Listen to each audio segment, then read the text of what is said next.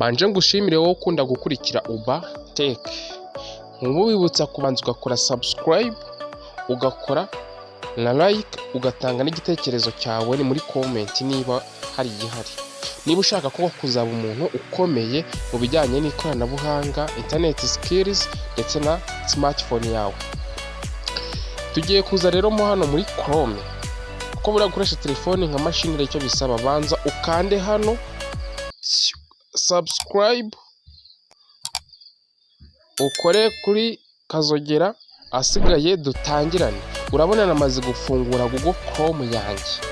Uretse ko ngi harimo search engine ya Microsoft, gusa ibi nabyo muri video bitanzabere ku buryo babikora. Nge ntabwo nkoresha Google searching ibintu runaka. Umaze gukanda rero hano hejuru, urabona iyi ni uburyo bwa telefone. Iyo umaze gukanda hano hejuru hari amagambo bagiye kutwereka. Ayo magambo rero uramanuka hagana hasi.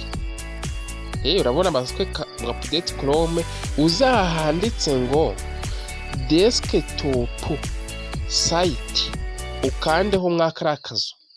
Numara gukandaho habahite bakuzanira noneho, urabona ko nuza yacu yamaze kuba computer cyatse machine. Twanditsemo wenda Kigali, urabona byahise buza mu tuntu dutoya kubera screen wenda ya telefone ntoya, ariko byaje mu isura nk'iya computer. Noneho rero ubutaha nzakwereka uburyo bahindura search engine cyangwa se ishakiro. Nzakwereka uburyo washyiramo Google cyangwa ugahindura ugashyiramo n'izindi private engine. Kora subscribe tujye tubana igihe cyose. Internet ni ubuzima.